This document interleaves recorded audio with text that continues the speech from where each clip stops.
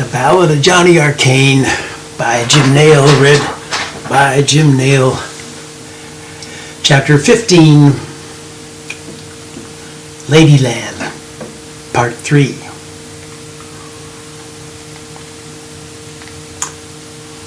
Our destination, Jimmy Clearlight. This is where we spend the evening. But the wagon, will it be safe? Mars tapped his finger to his forehead. Now you're thinking. Don't worry about the wagon. I got guardians. Now you're thinking. Johnny looked around. He didn't think he was thinking, but he saw them, shadowy figures stationed in the chinks in the walls. Stone still, cloaked in black, guardians.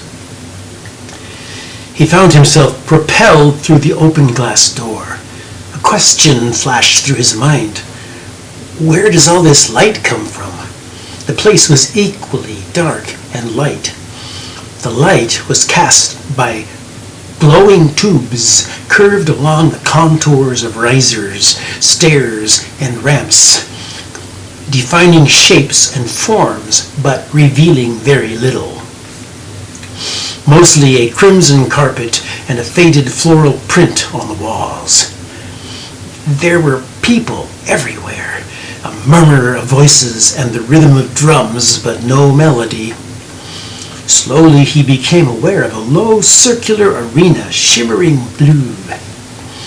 At first he thought it was a pool, and his memory flooded with the glowing blue pool in Bow Wow's bathhouse. But this was not a pool. There was no water, and in it a woman, completely naked, was coiling and writhing like a serpent. A crowd of men ringed the enclosure. They were throwing bits of paper onto the naked woman. "Clearlight, relax," Mars spoke close to his ear. "You're safe here. Leave your mind outside and follow your loins." "I'm hungry," Johnny said. "That's all right. You'll be taken care of. Your needs will be met. Now listen. This is what's going to happen. I have business to conduct. I'm going to leave you here for a while.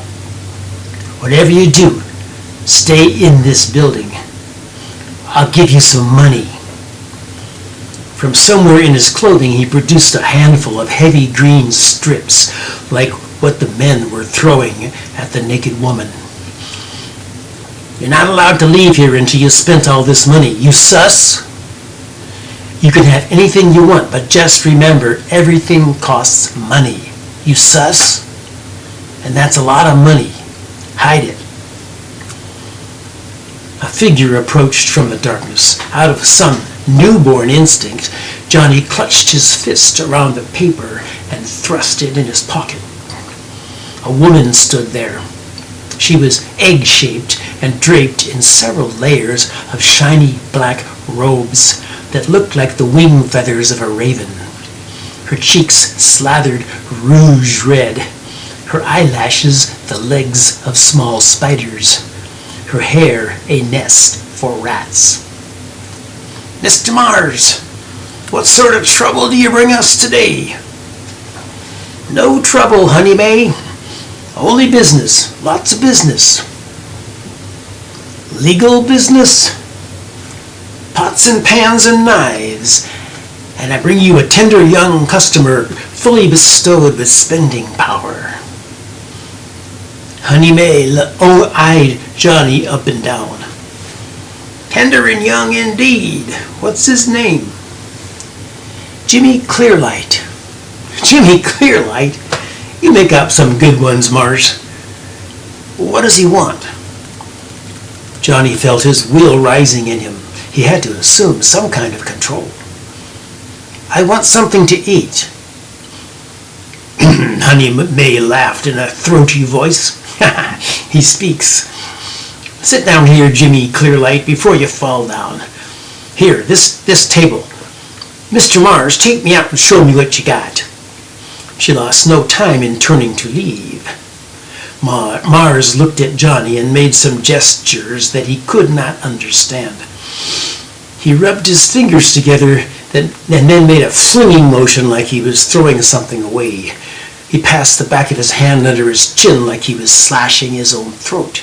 Then he disappeared, leaving Johnny alone, open like a wound, a bleeding rodent under a sky of circling vultures. The air rippled and another woman stood there holding something wrapped in a soiled cloth.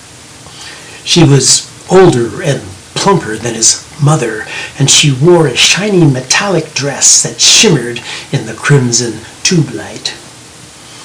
Honey Mae says we got a hungry boy over here.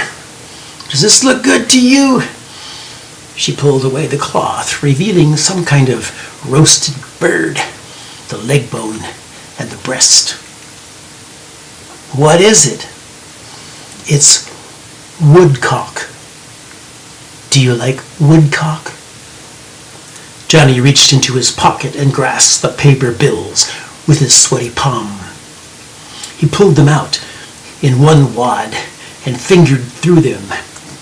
They were all different pictures, different colors, different symbols.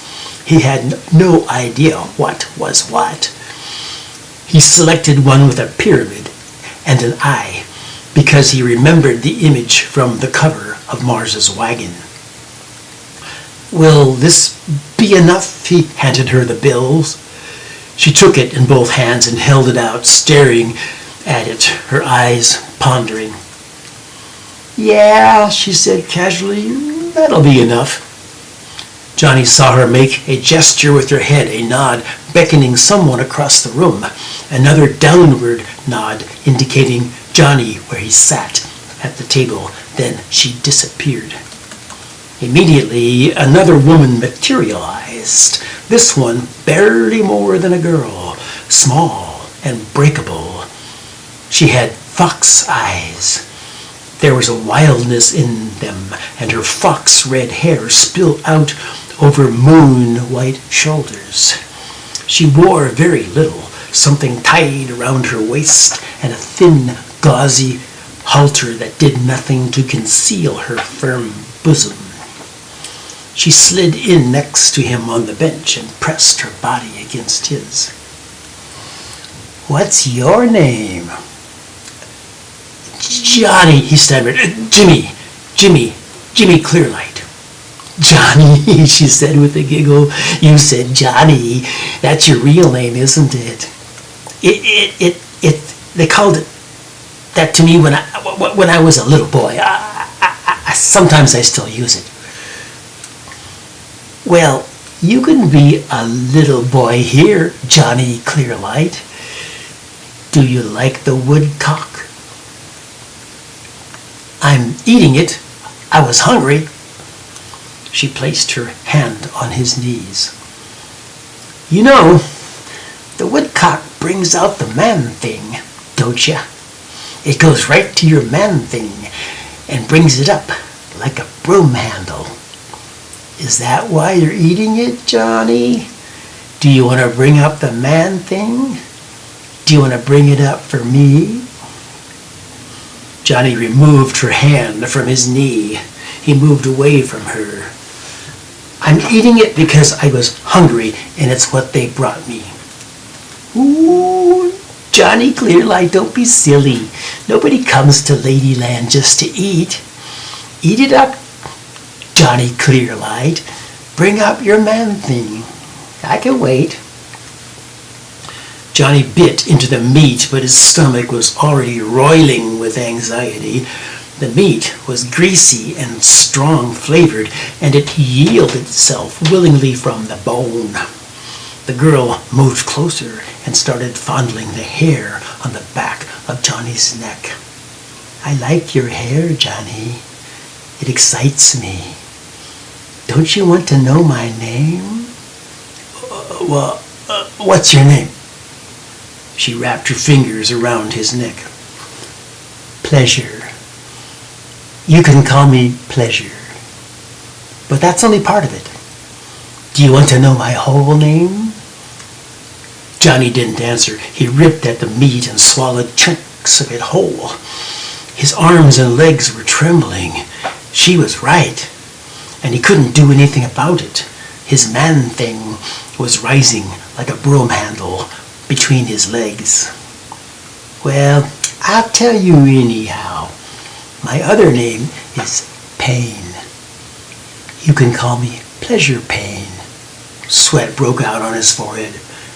You mean pain, like hurt? No, silly, pain, like a window pane, what you can see through.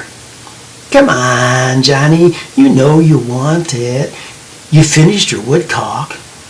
Come with me. She grabbed his arms and pulled him to his feet. He dizzied and stumbled. She took his elbow and ran her hand down his wrists until her fingers laced with his. She led him down a dark, narrow hallway. The walls were painted black and scribbled with white letters and crooked shapes that glowed in some dim, recessed lighting along the floor. Even her skin was glowing. No, her skin was not glowing. It was shaded night black by the darkness of the hall, but the flecks of dust on her bare shoulders and arms glowed like stars in a dark night sky. He heard the echo of Mars's words. Leave your mind outside and follow your loins. And this he did. The forward thrust of a personal driving force obscured all the weirdness, the menace, the dread that haunted this strange world. The silken softness of flesh, the radiance of desire. She threw open a door. It was a tiny room, a bed, a table, a lamp glowing under a scarlet shade, a bottle. The sight of the bottle shook loose a distant memory.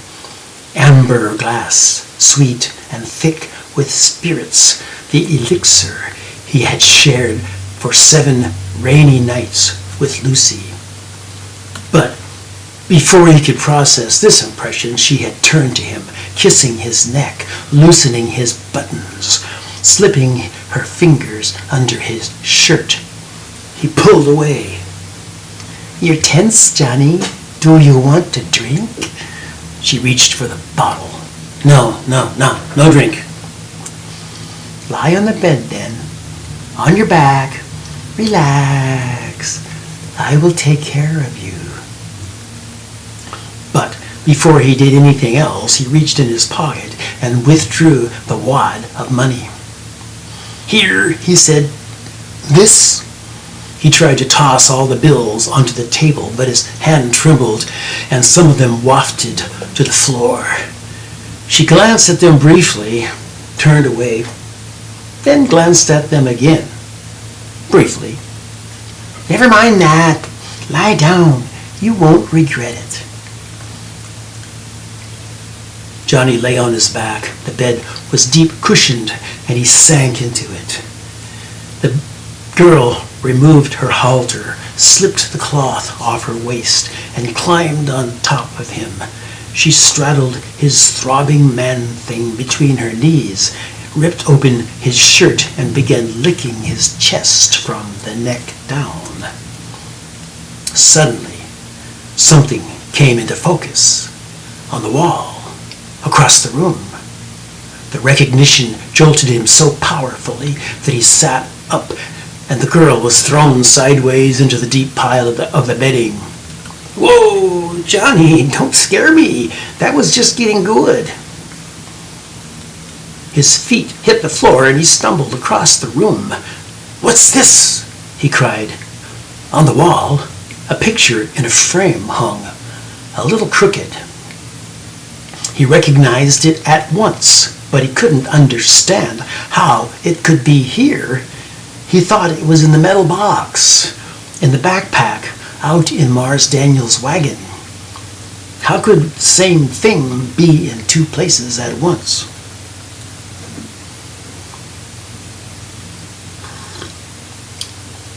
The girl changed into someone else. Her hate vanished. She became someone small and shy and vulnerable. When she spoke, her voice was tiny, troubled, like a deer. It's the waterfall where the river enters into the other world. We all get one when we start working here, to remember why we're here. It was something he hadn't felt for a long time. Pieces of the puzzle falling into place. Lucy, a fugitive, a person running from someone who wants to hurt them. The flesh mills of Ironweed, the work we do there will kill us. The fires didn't really burn themselves out. They just moved further away. They're still burning. I have to leave, he said firmly. Her voice changed to something else again, neither siren nor little girl. You can't leave. We're not done yet. Yes, we are. You can leave too. You don't have to do this. There are other ways to live. She leapt from the bed and dashed to the door, blocking his exit with her arms spread. You can't just go now, Johnny, not with your man thing all pumped up like that. It will drive you mad. I can take care of my own man thing. He grabbed her shoulders and tried to force her aside. No, don't. Johnny, don't, please. The fear in her words disoriented him, but he couldn't stop. He rammed her down with his shoulders, threw open the door, and burst out into the dark hall. A voice more machine-like than human and seeming to come from everywhere at once pierced the gloom. We gotta run away. A dark shape appeared in the hall, then another and another. Bulky men dressed in black wearing hoods. He rushed at them, struck the first one, knocked him down. A familiar stench lingered from the impact. The second one grabbed at his jacket. Johnny pulled away. The third took a dive at his feet, and Johnny leapt over him and broke out into the big room where a cloud of blue smoke was hung over the arena, and the naked serpent girl was now coiled on the floor with a naked serpent man. There was a blast of sound like the caw of a huge crow caught in a deafening loop. Commotion everywhere, people jumping out of the darkness, scrambling for the door. Run away, someone yelled. Stop him! But he got to the door first and slammed into the glass pane. It did not give. He struck it again. It was solid.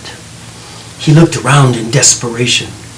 A heavy pottery vase the height of a man's legs. He grabbed it in his arms, swung his body, and hurled it into the glass. The door buckled, and the shards fell like hailstones.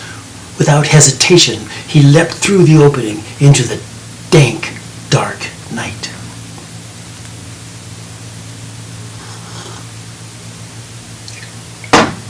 The cover of the wagon was lit with some inner glow, and the wagon itself seemed to be rocking from side to side.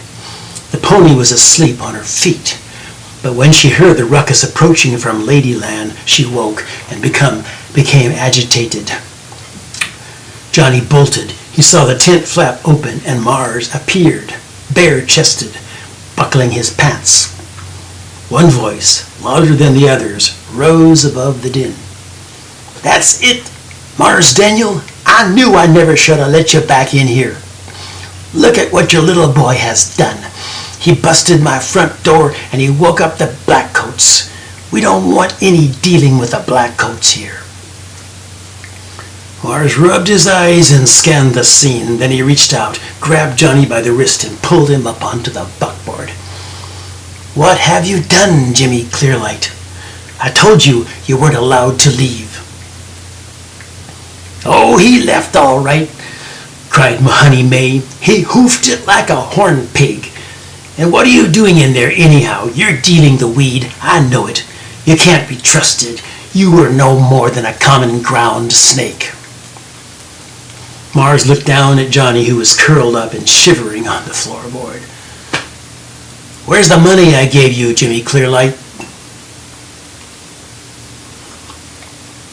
Johnny gasped. He could barely form words. Inside, in the room. All of it? All of it. Mars slammed his fist on the buckboard. Well, did she do you? Did she do me what? You know, did she do you? Did she exercise your man thing? Did she drain your love juice? Johnny started to cry. No, I ran. Oh, for the love of Basil. Listen here, Daniel, barked Honey May. I'm going to turn my back on you now, and when I turn again, I want to see you gone for good. Do you know what I mean? Mars scratched his chin. Not going to happen, Honey May. What? The boy wasn't serviced. He didn't get what he paid for. I want that money back. For a long time, the two just stared at each other, caught in some weird impasse of will. Honey May seethed through her teeth. Mars sat with his arms folded, his jaw firm. Finally, Honey May turned. Duckworth, run into Flora's room and fetch that money. I'd hawk my whole business never to see this man again. The small boy turned and hurried through the broken glass into the building. The wagon rocked slightly, the flap parted, and two girls jumped out, naked, clutching their dresses against their bodies. They cowered and disappeared into the crowd of silent, standing figures. Everyone seemed to be frozen in a time-locked moment, unable to move or speak, paralyzed by the visage of the three black coats, hooded and ominous by the shattered door. In time, the boy returned with a cloth sack and handed it to Honey May. She peered into it, nodded, and handed it up to Mars. That's the price of your soul, Mars, all in that little bag.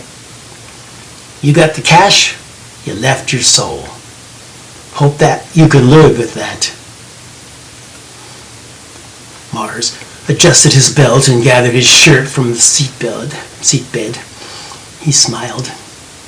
Pleasure doing business with you, Honey May. Then he shook the reins and the wagon began to move.